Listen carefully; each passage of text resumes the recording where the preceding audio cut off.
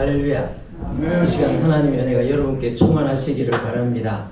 자, 2023년도 부활주의를 맞이해서 여러분과 함께 하나님 앞에 예배를 드릴 수 있게 해주셔서 하나님 앞에 무한히 감사와 찬양과 영광을 돌립니다. 이 부활의 능력이 여러분 가정과 여러분 심령에 충만할 수 있기를 바랍니다. 아멘. 자, 우리가 지난 주간에 이제 예수님의 고난에 대해서 우리가 묵상을 했습니다. 예수님의 고난과 부활은 결국은 하나입니다. 예수님의 고난이 있었기 때문에 부활이 있고, 부활이 있었기 때문에 고난의 의미가 확실해지는 것입니다. 예수님이 말씀하셨습니다. 예루살렘에서 십자가 지고 나가실 때 여인들이 오면서 가슴을 치면서 막 통곡할 때 나를 위하여 울지 말고 너와 네 자녀들을 위해서 울으라고 하셨습니다. 자, 우리가 예수님의 고난을 생각할 때 예수님의 고난이 너무 슬퍼서 우는 그는 좀 올바른 자세는 아닙니다. 자, 예수님께서 십자가에 죽으시는 것은 이 인류를 구원하시기 위한 하나님의 아버지의 그 애타는 마음으로 오래전부터 계획하셨던 가장 이제 절정에 이르는, 그러니까 예수님이 순종하셔서 십자가를 지신 것은 우리가 보기에는 슬픔 같아도 하나님께는 온전한 영광이 돌려지는 것입니다. 그 예수님 십자가에 죽으심으로 만인류가 사는 길이 열리는 것입니다. 예수님은 십자가에 죽으셨지만 죽으신 것으로 끝난 것이 아니라 하나님은 그를 높여서 하나님 보좌 우편에 올리셨습니다. 자, 우리 한번 보겠습니다. 이게 울 일입니까? 가슴 칠 일이 아닙니다. 자, 한번 봅시다. 빌립보서 3장입니다. 자, 한번 읽어보겠습니다. 자, 같이 읽어봅니다. 시작. 이름으로 하나님이 그를 지극히 높여 모든 이름을 주사 하늘에 있는 자들과 땅에 있는 자들과 땅 아래에 있는 자들로 모든 무릎을 예수의 이름에 꿇게 하시고 모든 입으로 예수 그리스도를 주라 시인하여 하나님 아버지께 영광을 돌리게 하셨느니라. 아멘. 자, 모든 만물 위에 가장 높이 하나님께서 올리 세우시고 모든 입으로 그 앞에 무릎을 꿇고 예수 그리스도를 주라 시인하며 하나님 아버지께 영광을 돌리게 하셨는데, 그게 어디서 시작됩니까? 바로 예수 그리스도의 십자가의 죽으심, 순종하여 십자가의 죽으심에서부터 시작하는 것입니다. 그래서 우리는 예수님의 죽으심과 예수님의 부활은 동전의 양면입니다. 동전이 한쪽이 없으면 안 되잖아요. 그런 것처럼 부활, 고난, 십자가의 죽으심 두 개 같은 것입니다. 그래서 저는 부활주일이 되면은 제가 그 아침에 새벽 되면은 듣는 한번 제가 듣는 찬송이 있습니다. 새벽에 그 핸델의 메시아를 듣습니다. 교회에서도 한 번씩 듣는데 오늘도 한번 들어보도록 하겠습니다. 자, 핸델은 그 지금부터 대략 300년 전에 독일에서 출생했습니다. 그리고 그는 아주 유명한 음악가가 되었습니다. 그는 음악으로 크게 성공도 했습니다. 그리고 삶에 여러 가지 위기도 많았습니다. 이렇게 말년에 영국으로 갔는데 몸이 참 건강이 굉장히 좋지 않아서 이런 어려움을 겪었는데 몸이 회복될 때 그는 그 말년에 예수님의 생애를 이제 음악으로 나타나는데 그 제목이 메시아입니다. 메시아인데 2시간 30분짜리입니다. 엄청나죠? 그때 2시간 30분 동안 열에 들뜬 듯이 성령에 이끌려서 만든 노래가 메시아입니다. 자, 메시아인데 이제 영국 왕 앞에서 이제 이 음악을 연주하는데 44번은 뭐냐면 1부, 2부, 3부가 있는데 2부는 예수님의 순환과 부활입니다. 예수님 고난 받으시고 죽으시고 다시 사시는 이 장면에 대해서 하는데, 야, 참, 이 44번 할렐루야가 딱 나오니까 영국의 조지 2세 왕이 깜짝 놀라가지고 일어섰습니다. 깜짝 놀라 일어섰는데 옆에 있는 사람들도 다 일어섰습니다. 그부터 이 노래가 연주될 때는 전부 다들 일어섭니다. 그러니까 2시간 30분 동안 이제 연주하는데 요거는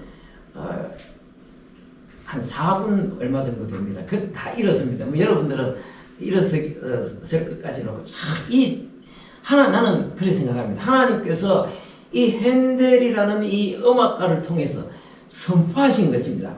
성경에 여기 빌립보서에 방금 읽은 그 말씀처럼 만왕의 왕 만유의 주가 되신 하나님, 모든 무릎이 예수의 무릎 아래 꿇게 하시고 예수를 주로 신하라는 그 선언을 하나님께서 이 핸델을 통해서 그렇게 하셨다고 저는 그렇게 봅니다. 언젠가는 우리가 다 예수의 무릎 앞에 다 꿇게 되어 있습니다.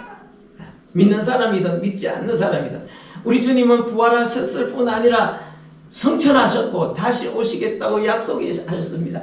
믿는 자들에게는 구원의 주로 오시고 믿지 않는 자들에게는 심판의 주로 오십니다.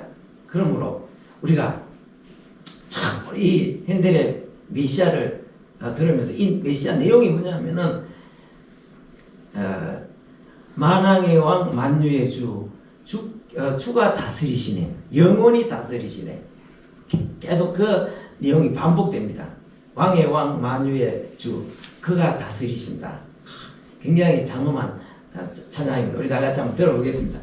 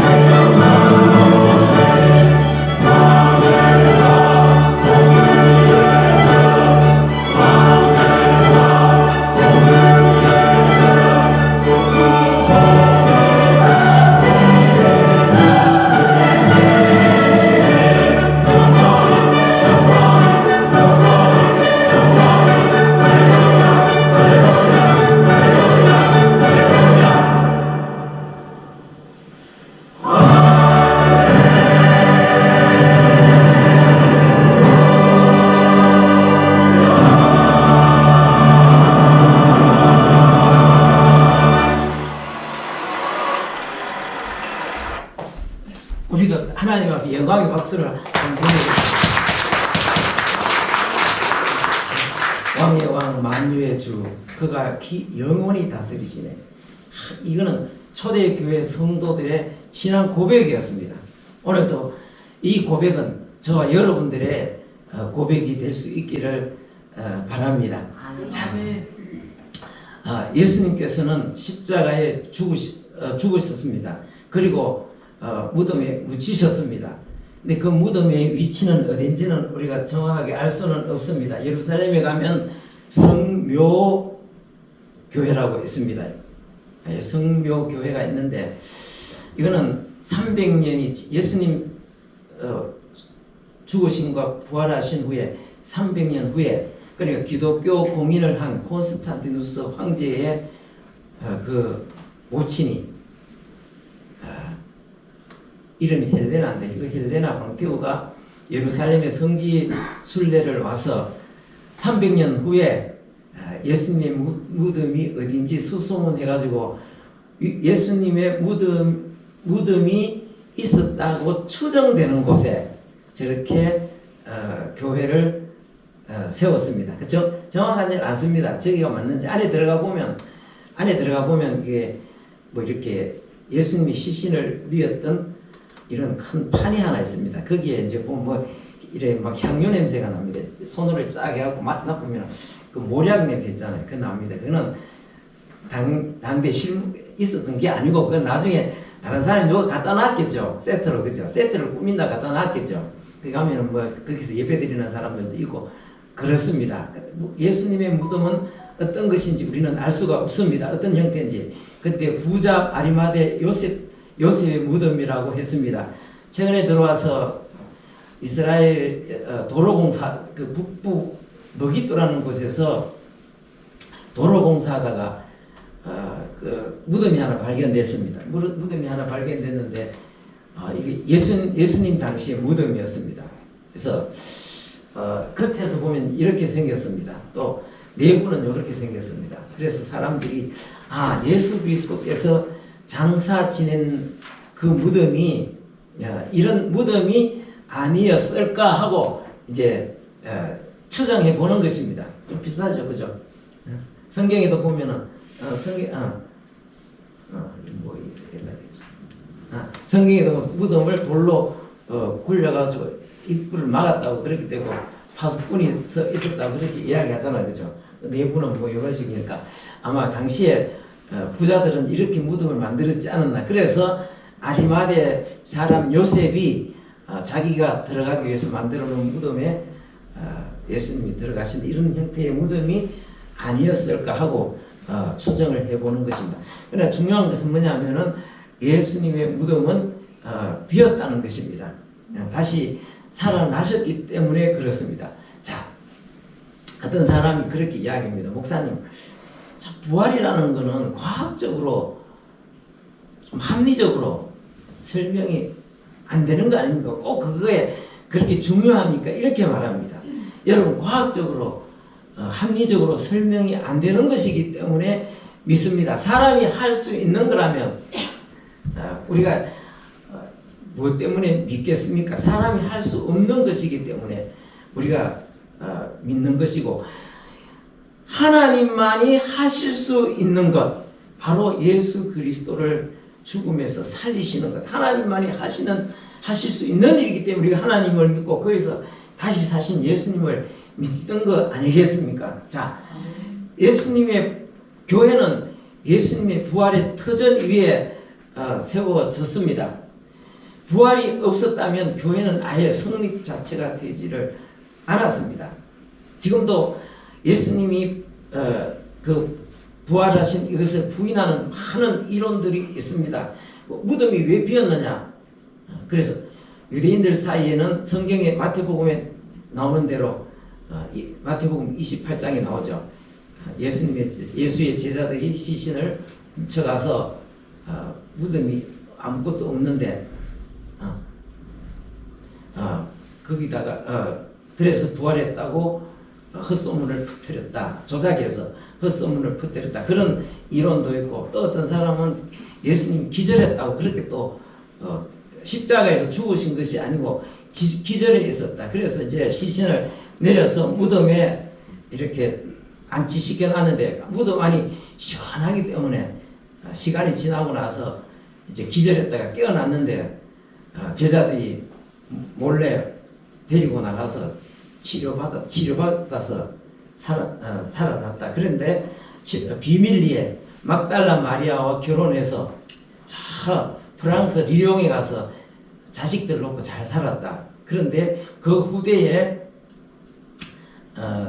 그 프랑스의 유명한 왕가 메로빙그 왕가에 결혼을 해 왕가를 이루었다. 뭐 그런 소설도 있습니다.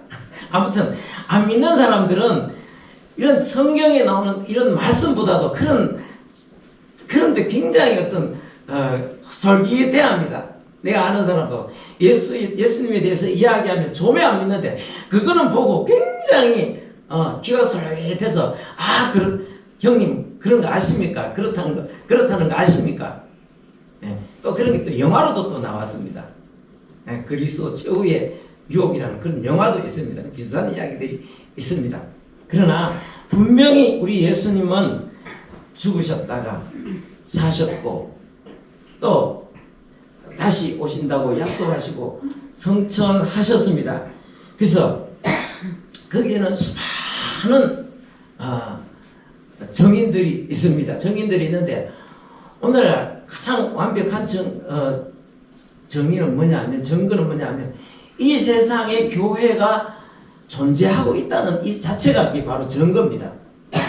자, 오늘 성경에 보면 자 바울 사도가 고린도 교회에 보낸 편지입니다. 자, 편지인데 이것은 그 예수님 죽으신과 다시 부활하신 이후 약 한 25년 후에 고린도 교회에 보낸 편지입니다. 근데 고린도 교회 안에도 그 뭐 부활이 실제로 있을까요? 진짜 부활하셨을까? 이제 거기에 대해서 그런 의심하는 사람들이 많이 있었습니다. 그래서 거기에서 지금 거기에 대해 답변하는 내용이 겁니다. 한마디로 말하면 예수 그리스도의 부활은 우리 교회는 예수 그리스도의 부활 위에 교회가 설립되었고 만약에 예수님이 부활하시지 않았다면 우리는 다 거짓말장이고 다 사기꾼들이다. 사기꾼들. 그리고 예수 믿는 사람들은 세상에서 가장 비참하고 불쌍한 사람들이다. 이러면서 예수님의 부활이야말로 이것은 움직일 수 없는 그런 증거가 있다. 이러면서 이제 여기 말씀하는 것입니다. 자, 3절 말씀 다시 한번 읽어보겠습니다. 3절 말씀 시작. 내가 받은 것을 먼저 너희에게 전하였느니 이는 성경대로 그리스도께서 우리 죄를 위하여 죽으시고 장사 지낸 바 되셨다가 성경대로 사흘 만에 다시 살아나사 그랬습니다. 성경대로 그랬어요. 성경대로. 자, 예수님의 생애는 우연히 되어진 것이 아니라 성경대로 예수님 탄생하셨습니다. 성경대로 사셨습니다. 그리고 성경대로 다시 죽으시고 살아나셨습니다. 자, 성경은 무엇일까요? 자, 우리가 성경은 창세기부터 계시록까지 전부 다 몇 권입니까? 자, 구약 39, 신약 27권. 야, 이건 구약입니다. 구약 몇 권? 39권. 신약 27입니다. 자, 27인데 여기서 말하는 성경은 구약 성경을 말합니다. 하나님께서 이스라엘 백성을 통해서 구약 성경을 주셨습니다. 구약 성경은 이스라엘의 선지자를 통해서 이스라엘의 역사, 이스라엘의 풍습, 이스라엘의 기후 이 모든 것을 통해서 구약 성경이 이루어져 있습니다. 그런데 한마디로 요약하면 뭐냐 하면은 하나님께서 인류를 구원하시기 위해서 그 아들을 이 세상에 보내시는데 그가 어떻게 사시다가 어떻게 죽으시고 어떻게 다시 사시는 것을 약속하신 책이 구약입니다. 신약은 뭡니까? 그 약속이 어떻게 이루어졌는지 그것을 확인하는 것이 바로 신약입니다. 자, 예수님께서 말씀하셨습니다. 나는 너희를 위해서 나는 피를 내 목숨을 준다고 말씀하셨습니다. 나는 부활이요 생명이니 나를 믿는 자는 죽어도 살겠고 살아서 나를 믿는 자는 영원히 죽지 아니하리라고 약속하셨습니다. 자, 그런 모든 약속들이 만약에 예수님이 십자가에 죽으시고 다시 사시지 않았다면 그게 모두 뭐겠습니까? 꽝이다. 그러므로 예수님이 부활하신 것은 이 구약 성경에서 하나님이 약속하신 것, 예수님께서 말씀하신 모든 것들에 대한 그를 믿음으로 죄사함 받고 그를 믿어 심판에서 해방되고 그를 믿어 저주에서 해방되고 하나님의 자녀로 천국에 놀라운 유업을 받을 그 약속에 대한 증명이다. 그러니까 우리가 무엇에다가 이렇게 사인을 합니다. 무슨 이런 내용을 적어놓고 사인을 합니다. 마지막으로 이렇게 사인하고 도장을 찍습니다. 예수님이 부활이야말로 바로 그 도장을 찍는 것이다. 아무리 좋은 말을 많이 하셨어도 좋은 약속을 많이 하셨어도 십자가에 죽으시고 그걸로 끝났으면은 그 약속은 누가 그 약속을 어떻게 믿습니까? 어떻게 보장합니까? 보장할 수가 없습니다. 근데 예수님이 살아나심으로 말미암아 예수님 자신이 하신 모든 약속이 성취되었다는 보증이 되시고 예수님 자신이 하나님의 아들이심이 증명되었다 그 말입니다. 자, 거기에 대한 그래서 성경대로 죽으시고 성경대로 다시 사시고 자 그리고 그것을 목격한 증인들이 여기 나옵니다. 5절 말씀 읽어보겠습니다. 5절 말씀 읽어봅니다. 시작.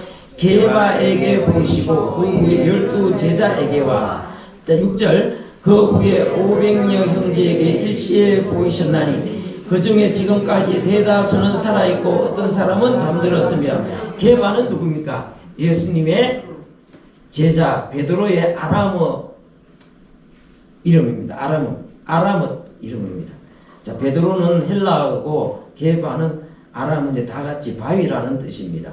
게바에게 보시고 베드로는 예수님이 나는 예루살렘에 올라가서 고난을 당하고 십자가에 죽임을 당하게 되리라. 그러나 3일 만에 다시 살아날 것이다. 이렇게 말했을 때 베드로는 그것을 들으려고 하지 않았습니다. 뭔 소리 하십니까 지금? 뭔 엉뚱한 말씀하시고 그러면서 베드로는 예수님을 자꾸 흔들었습니다. 말도 안 되는 그것을 왜 합니까? 그리고 예수님이 뭐라고 말씀하셨습니까?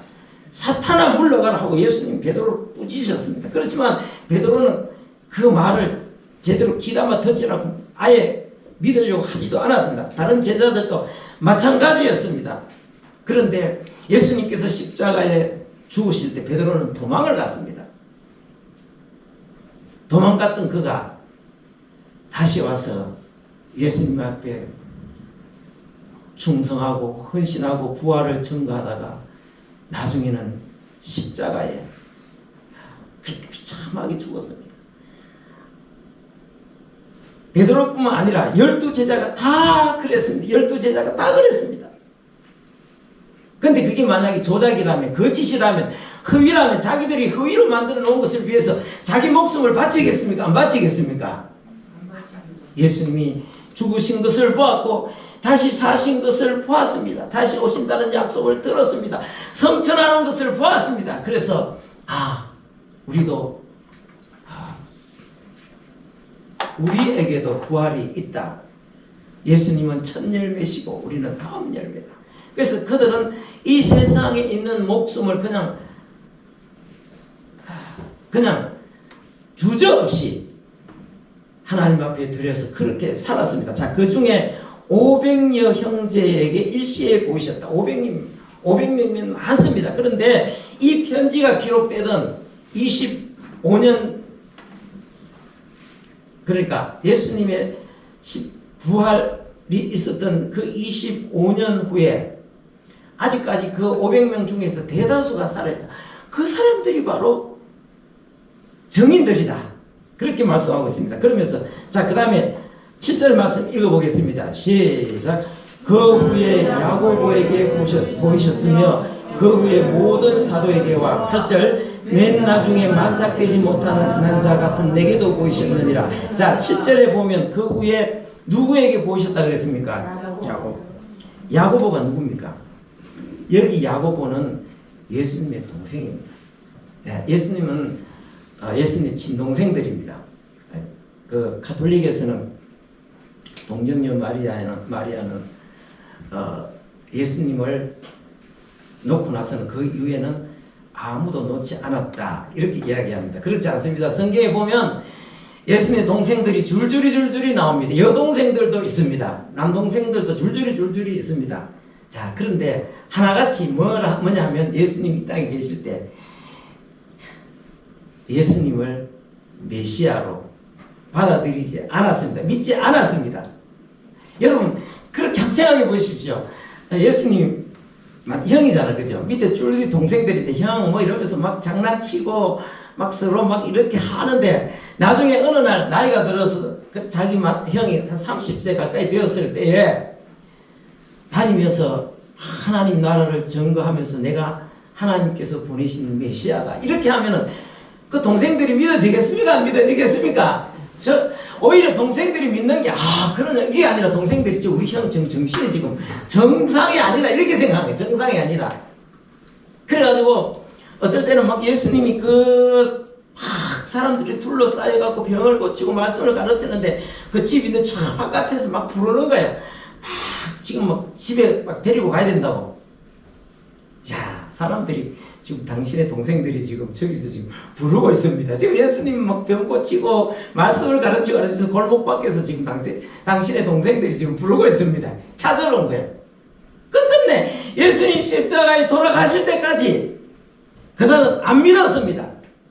그런데 오늘 성경에 뭐라고 말씀하셨습니까? 살아나셔서 보이셨는데 베드로에게 보이시고 500여 형제에게 보이시고 12 제자에게 보이시고 그 후에 누구에게 보이셨다 그랬습니까? 야고보에게 보이셨다. 그제서야 야고보에게 보이셨다. 그러잖아. 야고보도 예수 죽으신 거 봤고 근데 다시 사신 거 보시고 난 후에 이분이야말로 단순히 우리 집에 육신의 형님이 아니라 바로 하나님 보내신 그분 메시아구나. 그래서 야고보서를 보면은 예수 그리스도의 종 야고보 또 그랬습니다. 그게 바로 정인입니다. 이분도 나중에 예수님을 위해서 순교했다고 전해지고 또 동생 하나 또 있습니다. 유명한 동생 또 하나 있습니다. 누군지 자 우리 읽어보면 뒤에 신약성경 뒤쪽에 읽어보면 유다서라고 하죠. 유다서. 그 유다도 예수님의 육신의 동생입니다. 유다도 말합니다. 예수 그리스도의 동생 이렇게 말하는 것이 아니고 뭐라고 합니까? 예수 그리스도의 종 유다 이렇게 말하고 있습니다. 그 다음에 자 8절 말씀 읽어보겠습니다. 8절 말씀 시작. 맨 나중에 만삭되지 못하여 난 자 같은 내게도 보이셨느니라. 이 사람은 누굽니까? 바울사도. 이 사람은 원래 예수님을 지독하기 싫어하고 어떻게 하면 예수 믿는 사람들을 전부 다 이 세상에서 박멸시키는 것이 어떤 방법이 있을까? 그 연구하던 사람이었습니다. 그런데 그는 예수 믿는 사람들 잡으러 가다가 다메섹에서 예수님을 만났습니다. 부활하신 예수님을 만났습니다.